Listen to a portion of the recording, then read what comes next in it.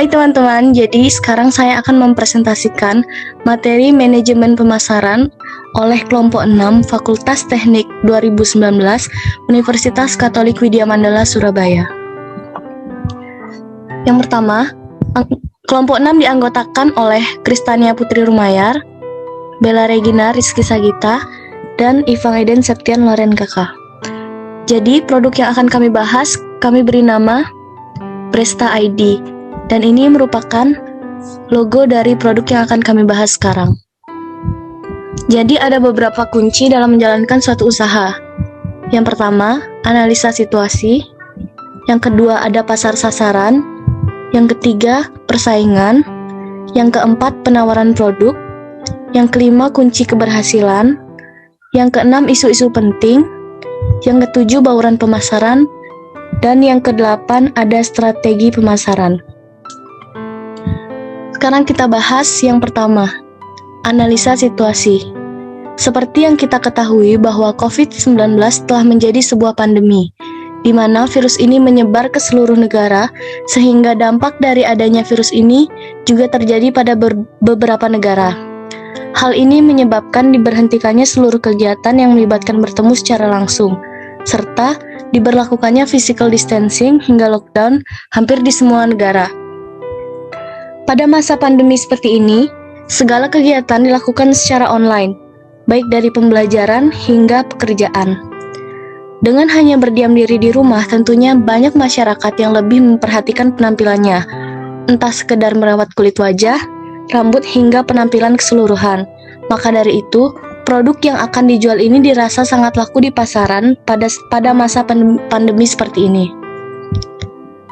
Pada kesempatan ini, usaha yang akan dijalankan adalah di bidang fashion bagi wanita, di mana terdapat berbagai jenis fashion tank top.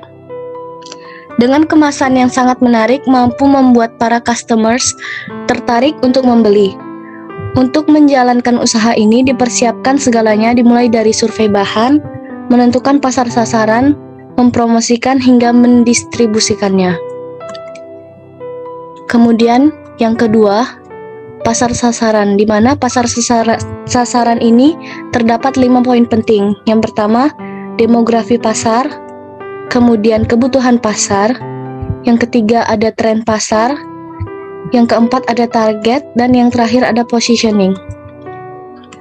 Sekarang kita bahas demografi pasar.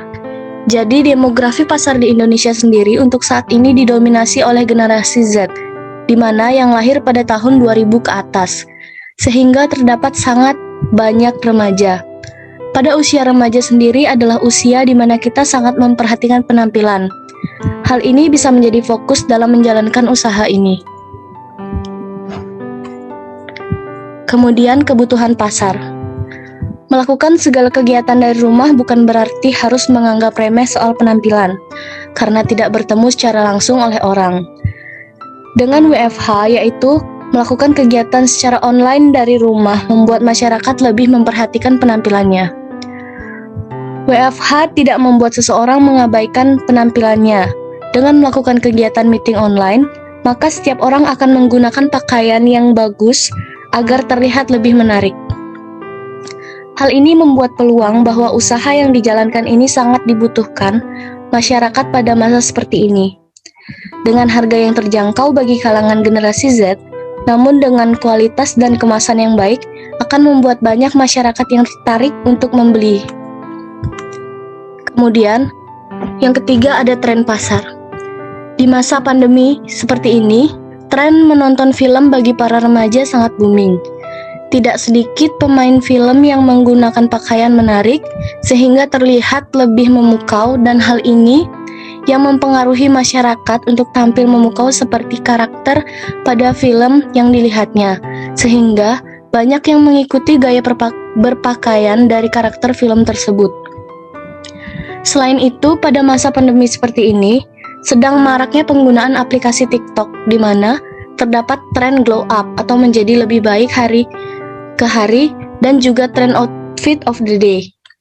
Tren ini membuat masyarakat, terutama anak remaja, selalu ingin memperbaiki penampilannya, sehingga usaha ini dirasa sangat menguntungkan di masa seperti sekarang. Yang keempat, ada target. Jadi usaha ini menargetkan remaja generasi Z yang berusia rata-rata 16-24 tahun yang sangat peduli dengan penampilannya. Selain itu, usaha ini juga menargetkan beberapa online shop untuk bisa bekerja sama menjual produk ini sehingga lebih banyak lagi penjualan yang akan didapatkan. Yang terakhir ada positioning.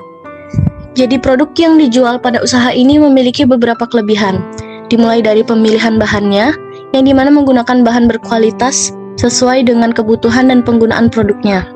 Selain itu, kemasan produk ini lebih menarik yang berbeda dengan produk lainnya, yaitu menggunakan box ramah lingkungan yang tentunya membantu mengurangi sampah plastik, namun tetap dalam estetika penjualan, serta harga yang terjangkau, namun dengan kualitas produk yang sangat baik.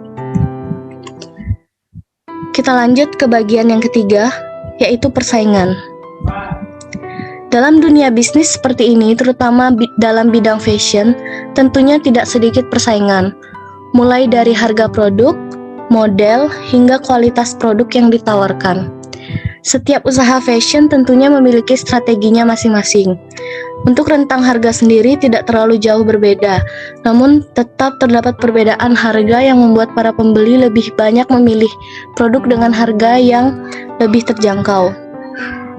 Untuk menyikapi hal ini, maka dilakukan peningkatan kualitas produk seperti penggunaan bahan dengan kualitas baik, dengan lebih memperbanyak pilihan warna serta model produk yang ditawarkan. Hal ini akan membuat para pembeli lebih berpikir untuk mengeluarkan uang sedikit, tetapi kualitas kurang, atau mengeluarkan lebih banyak uang, namun dengan kualitas yang baik. Selain pada model dan warna, kemasan juga sangat berpengaruh pada penjualan, sehingga peningkatan penampilan kemasan juga perlu dilakukan agar dapat bersaing dengan usaha fashion lainnya. Selanjutnya, kita akan bahas tentang penawaran produk. Penjualan produk sangat ditentukan oleh bagaimana penawaran dan pemasaran produk tersebut dilaksanakan.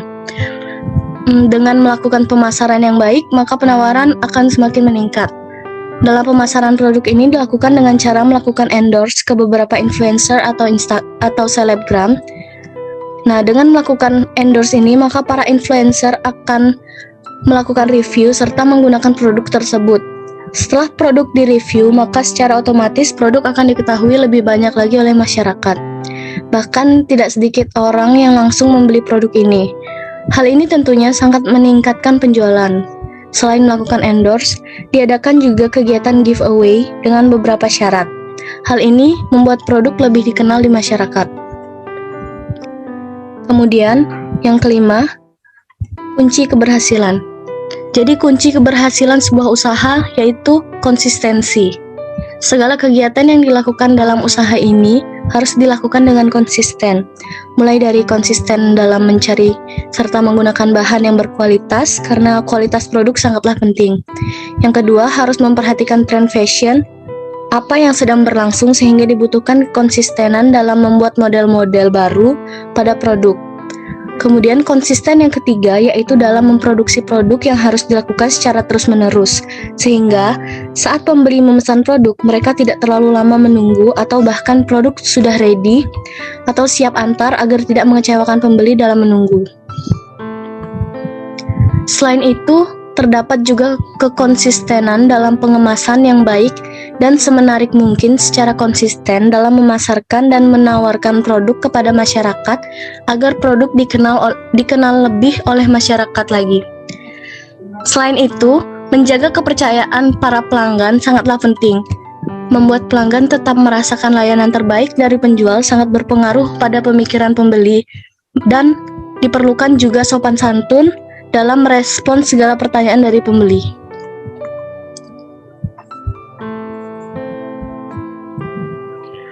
Kita masuk ke bagian ke-6, isu-isu penting. Dalam menjalankan suatu usaha bisnis, tentunya tidak selalu berjalan lancar. Pastinya terdapat beberapa masalah dalam menjalankannya. Dalam memperhitungkan harga jual, juga harus sangat diperhatikan agar usaha yang dijalankan bisa balik modal, bahkan mendapatkan banyak keuntungan. Selain masalah keuangan, Hal penting lainnya yang harus diperhatikan yaitu untuk selalu menerima saran dan kritik dari para pembeli, serta selalu mengevaluasi dan memperbaiki kesalahan tersebut. Bagian ketujuh, bauran pemasaran. Setiap pelaku bisnis memulai bisnis dengan motif dan niat untuk mendapatkan keuntungan. Hal ini berkaitan dengan harga pemasaran. Harga suatu produk mampu memperlihatkan seberapa baik kualitas dan produk tersebut, namun harga yang terlalu tinggi juga pastinya akan tidak baik. Pada usaha fashion kali ini ditetapkan harga 45.000 untuk tank top bandana dengan bahan kain satin dan 55.000 untuk tank top dengan bahan twill. Dalam pilihan harga ini tentunya tidak dilakukan dengan sembarangan, tetapi terdapat beberapa perhitungan. Mulai dari perhitungan harga bahan, upah penjahit, hingga pengemas, namun tidak termasuk dalam harga pengiriman. Penetapan harga pemasaran ini dirasa sudah sangat cukup untuk menjalankan bahkan mendapatkan keuntungan dari usaha. Bagian ke-8.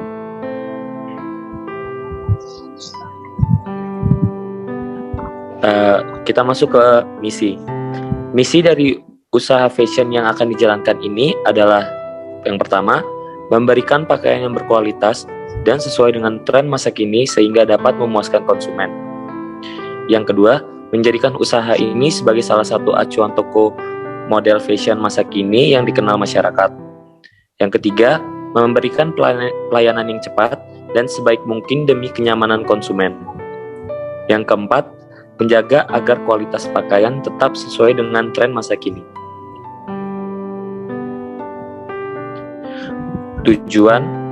Tujuan dari pemasaran usaha fashion ini adalah untuk memberikan pakaian yang berkualitas dan diminati masyarakat sehingga dapat memberikan keuntungan bagi usaha ini.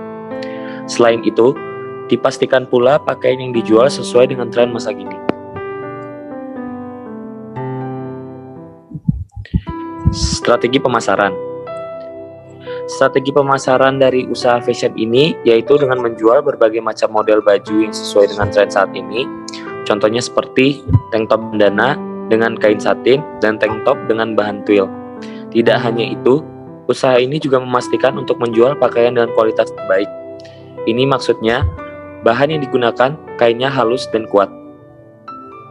Strategi kedua yaitu agar usaha ini dapat dikenal oleh masyarakat, maka akan dilakukan promosi lewat media sosial karena sesuai dengan target pasar yakni usia remaja, perempuan, hingga perempuan dewasa. Media sosial yang paling utama digunakan yaitu Instagram karena akan dilakukan endorse produk usaha ke selebgram sehingga produk usaha ini dapat diulas dan dikenal lebih luas lagi. Strategi terakhir, usaha ini tentunya akan memberikan kualitas pelayanan yang baik terhadap konsumen. Pelayanan ini seperti melakukan pengiriman barang dengan cepat hingga tanggap saat membalas pesan konsumen. Ketiga, strategi tersebut diharapkan dapat membantu dalam pemasaran usaha fashion yang akan dijalankan ini.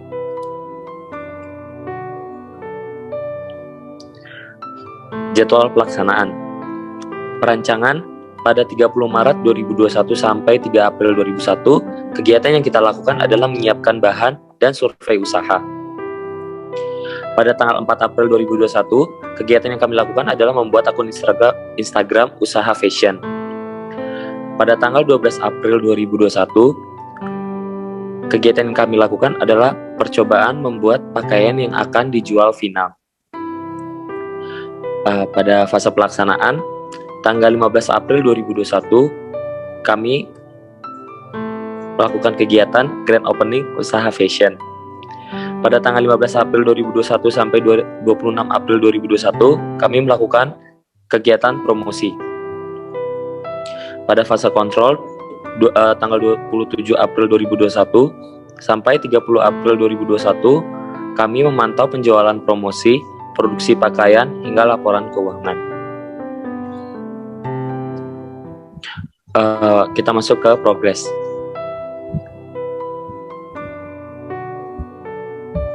Yang pertama, survei bahan.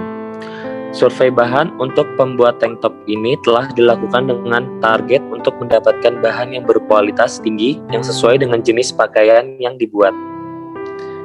Sebelumnya terdapat beberapa kesulitan dalam menentukan bahan karena terlalu banyak jenis kain yang bisa digunakan, akan tetapi tidak semua jenis kain cocok untuk dibuat pakaian tank top wanita ini. Yang kedua, menyiapkan packaging. Dengan menargetkan packaging yang menarik dan dapat menambah nilai produk dari customer, tentunya tidak mudah. Selain itu, sisi ekonomis, simple, dan mendukung gerakan tanpa plastik, maka diputuskan untuk menggunakan box sebagai packaging dengan hiasan sedikit jerami di dalamnya. Tidak lupa memberikan pita dan kartu ucapan terima kasih kepada customer. Yang ketiga, membuat akun Instagram. Progres selanjutnya yang telah dilakukan yaitu pembuatan akun Instagram bernama bresta.id dengan menargetkan 30 followers dalam 1 minggu. Setelah pembuatan pun tidak mencapai waktu seminggu sudah didapatkan lebih dari 30 followers Instagram. Hal ini merupakan awal yang baik untuk pengenalan produk. Yang keempat, memposting feed Instagram.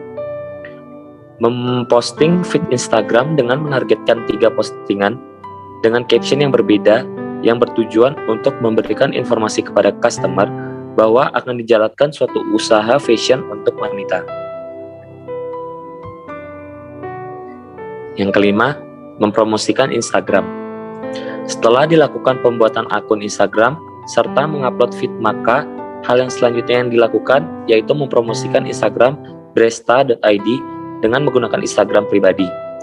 Target yang ingin dicapai yaitu lebih dikenalnya Instagram bresta.id di masyarakat sehingga akan meningkatkan penjualan produk itu sendiri. Terbukti dengan bertambahnya jumlah followers pada Instagram bresta.id setelah dilakukan promosi. Kedam, mengupload story Instagram. Story Instagram diupload bertujuan untuk memberikan update kepada customer. Dengan mengupload foto produk pada story Instagram, maka para customer bisa melihat produk tanpa harus membuka profil Instagram terlebih dahulu. Ketujuh, memberikan diskon. Memberikan diskon atau potongan harga telah dilakukan yaitu memberikan potongan harga sebesar 10% dari harga normal bagi 10 pembeli pertama. Target dari pemberian potongan harga ini yaitu meningkatnya penjualan dan hal ini dirasa cukup berhasil karena terdapat beberapa customer yang membeli setelah mengetahui informasi bahwa terdapat potongan harga. Yang kedelapan, melakukan pemantauan. Setelah dilakukan penjualan produk, maka hal selanjutnya yang telah dilakukan yaitu pemantauan. Memantau kepuasan pelanggan dengan cara meminta review dengan jujur. Target dari kegiatan ini yaitu mendapatkan feedback dari customer sehingga bisa mengetahui hal apa saja yang masih kurang dalam produk ini, serta dapat menganalisis penyebab dan mencari solusi serta memperbaikinya. Sekian presentasi dari kelompok 6. Apabila ada salah-salah kata, kami mohon maaf.